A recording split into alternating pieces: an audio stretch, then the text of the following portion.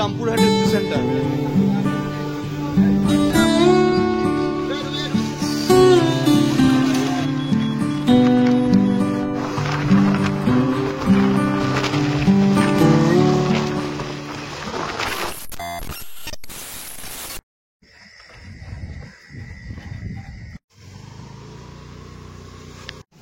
শিয়ালদা একটা দমদমের ডানকুনি একটা রিটার্ন।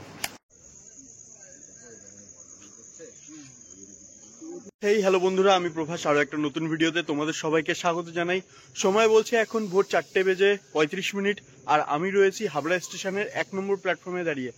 এখান থেকে আজকে আমার গন্তব্য তোমরা হয়তো থাম্বনেল আর টাইটেল দেখে বুঝতেই পেরে গেছো, তবু আরেকবার জানিয়ে রাখি, আজকে আমি যাচ্ছি মায়ের কাছে তারাপীঠ তারা মায়ের মন্দিরে। ফার্স্ট টাইম আমি ট্রেনে করে হাবড়া থেকে আমি যাব তারাপীঠ।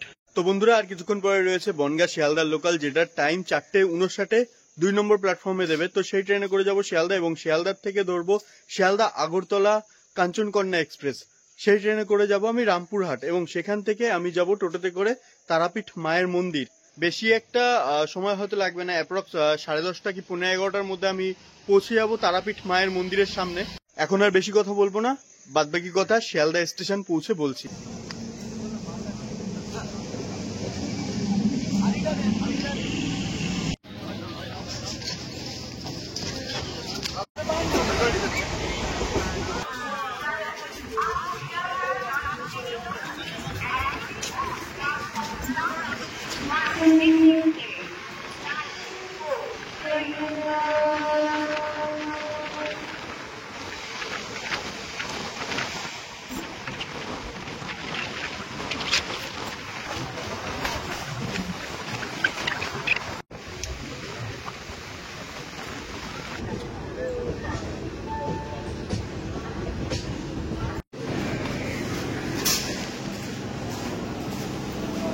তো বন্ধুরা, ঘড়ির কাটা এখন সময় 6:30 আর আমরা এসে পৌঁছে গেলাম শিয়ালদা স্টেশনে। এখন যেতে হবে টিকিট কাউন্টারের সামনে, আর সেখান থেকে জেনারেল কোচের টিকিট কেটে যাব রামপুরহাট। শিয়ালদা 13 নম্বর প্ল্যাটফর্মে দিয়েছে কাঞ্চনকন্যা এক্সপ্রেস। সামনে রয়েছে জেনারেল কোচ, আর জেনারেল কোচের কিন্তু বেশ সুন্দর একটা লাইন করে জেনারেল কোচের প্যাসেঞ্জারকে ওঠানো হচ্ছে। এই দেখো,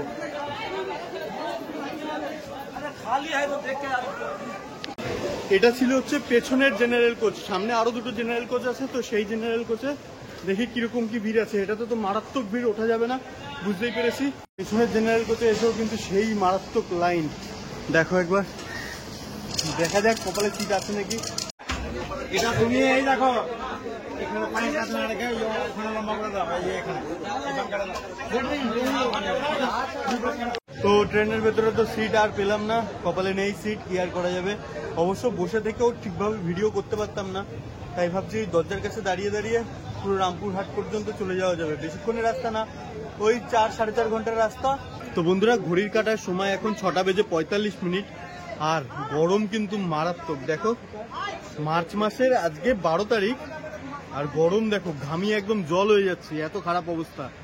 ঘড়ি বলছে সময় 6:50, আর আমাদের ট্রেন তার নির্ধারিত সময় ছেড়ে দিল শিয়ালদা স্টেশন।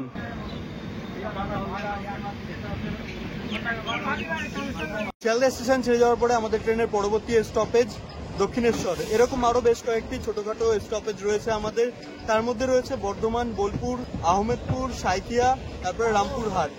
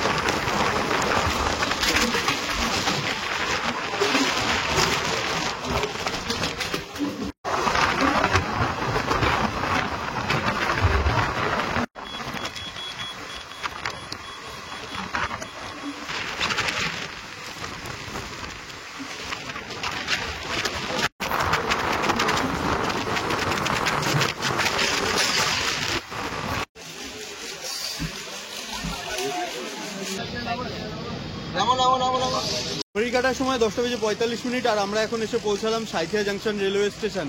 এই স্টেশনের পরের স্টেশনই হচ্ছে রামপুরহাট, যেখানটাতে আমি নেমে যাব। তো আমাদের ট্রেনটা মোটামুটি 10:47 ঢুকে যাওয়ার কথা ছিল রামপুরহাটে, বাট ট্রেনটা লেট চলছে, কিছু করার নেই। তো চলো তোমাদের সাথে একবারে রামপুরহাটে গিয়ে আবার কথা হচ্ছে।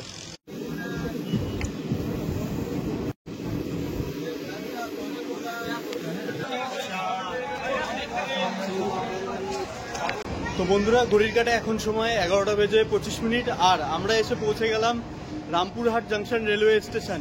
তো এখান থেকে বাইরে যাব, বাইরে গিয়ে গাড়ি ধরে যাব তারাপীঠ মায়ের মন্দির পর্যন্ত। তো চলো বাইরে যাই।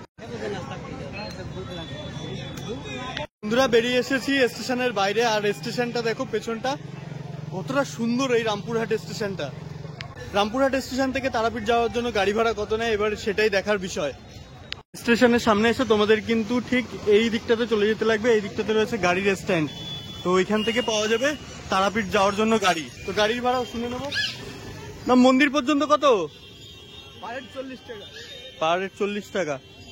তো শুনলে পার হেড 40 টাকা করে কিন্তু মন্দির পর্যন্ত যেতে ভাড়া লাগছে।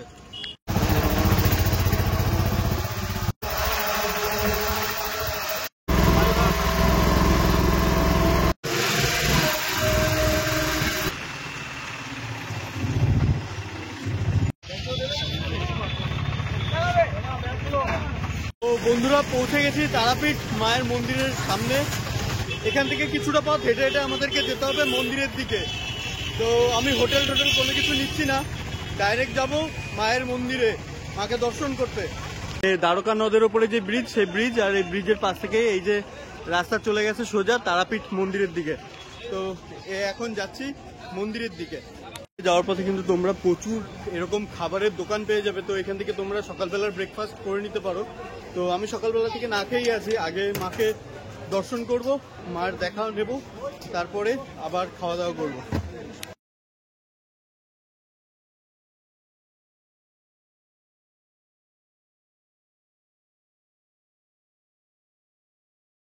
তো বন্ধুরা, মন্দিরের ভেতরে ঢোকার আগে কিন্তু আমাদেরকে জুতোটা খুলে নিতে লাগলো। তো এই যে এইখানটাতে রয়েছে জুতো রাখার কাউন্টার।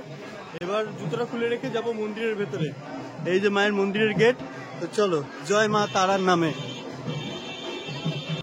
তারাপীঠ মন্দিরের উৎস ও তীর্থ মাহাত্ম্য সম্পর্কে একাধিক কিংবদন্তি লোকমুখে প্রচারিত হয়ে থাকে। এগুলির মধ্যে একটি গুরুত্বপূর্ণ কিংবদন্তি হল শক্তিপীঠ।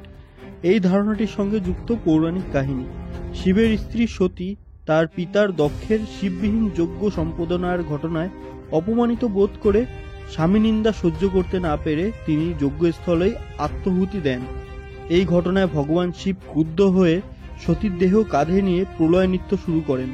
তখন ভগবান বিষ্ণু শিবের ক্রোধ শান্ত করতে সুদর্শন চক্র দ্বারা সতীর দেহ খণ্ড বিখণ্ড করে দেন। সতীর দেহ 51টি খণ্ডে ছিন্ন হয়ে পৃথিবীর নানা স্থানে পতিত হয়। এই সকল স্থান শক্তিপীঠ নামে প্রসিদ্ধি লাভ করে। পশ্চিমবঙ্গে এরকম একাধিক শক্তিপীঠ অবস্থিত। এগুলির মধ্যে সর্বাপেক্ষা গুরুত্বপূর্ণ পীঠ হল কালীঘাট তারাপীঠ। এখানে দেবীর তৃতীয় নয়ন বা নয়ন তারা পূর্বে তারাপীঠ গ্রামে পড়ে এবং প্রস্তরভিত হয়ে যায়। ঋষি বশিষ্ঠ প্রথম এই রূপটি দেখতে পান এবং সতীকে তারা রূপে পুজো করেন। মায়ের মন্দির তো ঘুরে দেখা হয়ে গেল। এখন যাব তারাপীঠ মায়ের মন্দিরের পাশে অবস্থিত শ্মশানে। তো এদিকে রয়েছে শ্মশানের দিকে যাওয়ার রাস্তা।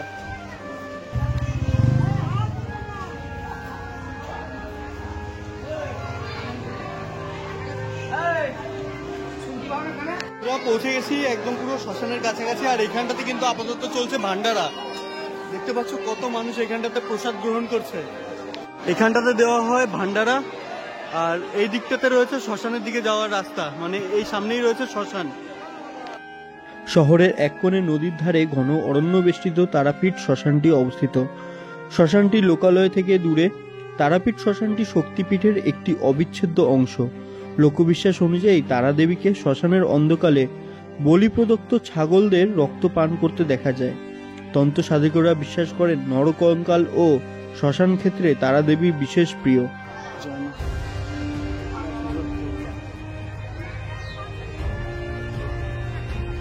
তারাপীঠের সর্বাধিক প্রসিদ্ধ সাধক হলেন বামাখ্যাপা। মন্দিরের নিকটেই তার আশ্রম। বামাখ্যাপা ছিলেন তারাদেবীর একনিষ্ঠ ভক্ত। তিনি মন্দিরের পুজো করতেন এবং শ্মশানে সাধনা করতেন। বামাখ্যাপা তারাপীঠেই দ্বারকা নদের তীরে যোগ ও তন্ত্র সাধনা করতেন।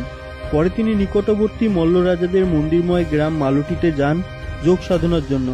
সেখানে দ্বারকার তীরে মৌলাক্ষী দেবীর মন্দিরে সাধনাকালে প্রায় 18 মাস অবস্থান করেন।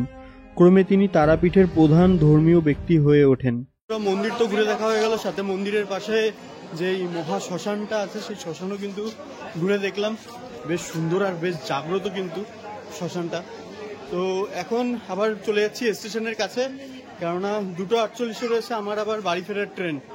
তো চলো আবার স্টেশনে গিয়ে তোমাদের সাথে কথা বলছি। স্টেশনে যাওয়ার আগে করে নিতে লাগবে দুপুরের লাঞ্চ। তার জন্য চলে এসেছি একদম মন্দিরে যাওয়ার যে গলি, সেই গলির মুখে এই যে রয়েছে পূজারণী রেস্টুরেন্ট। এই রেস্টুরেন্টে যাব এবং এখান থেকে দুপুরের লাঞ্চটা সারবো। নিয়ে নিলাম একটা সবজি ভাত। এই সবজি ভাতে দিয়েছে দেখো ভাত, আলু ভাজা, একটা পাঁচমিশালি তরকারি দিয়েছে, ডাল দিয়েছে, আর এটা রয়েছে আলু পোস্ত, আর সাথে দিয়েছি একটা ডিম অর্ডার। তো ডিমের কষাটা আসছে। এই খাবারটার দাম পড়লো 90 টাকা, সাথে ডিম এক্সট্রা 15 টাকা, মানে 105 টাকা। বন্ধুরা আবারও চলে এসেছি রামপুরহাট রেলওয়ে স্টেশন। আর এখান থেকে যাব বাড়ি মানে শিয়ালদা থেকে আবার ট্রেন ধরে হাবড়া। তো ভিডিওটা শেষ করার টাইম চলে এসেছে। এই ভিডিওতে আমি তোমাদেরকে দেখালাম তোমরা কিভাবে কলকাতা থেকে তারাপীঠ মন্দির পর্যন্ত আসতে পারবে, আবার দিনের দিন ঘুরে চলেও যেতে পারবে। আমি দিনের দিন ঘুরে চলে যাচ্ছি। তোমরা যদি চাও তোমরা কিন্তু এখানেতে হোটেলে থেকে আশেপাশে আরো বেশ কিছু ঘোরার জায়গা রয়েছে, জায়গাগুলো ঘুরে দেখতে পারো।